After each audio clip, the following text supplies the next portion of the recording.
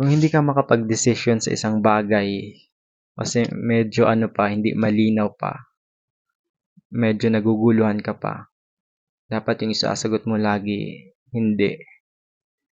Base sa experience ko na tinake ko lang, in-apply ko din sa sarili ko, nabasa ko lang, tapos in-apply ko sa sarili ko,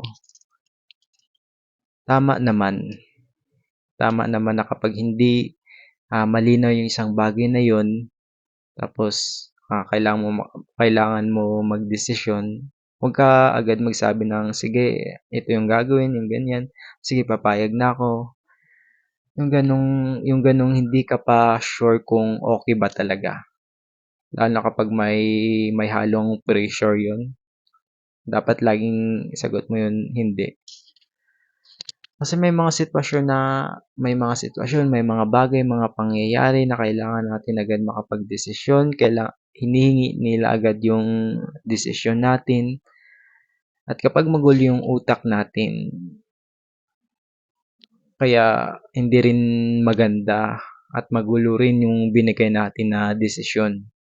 At madalas sa dulo nagsisisi tayo.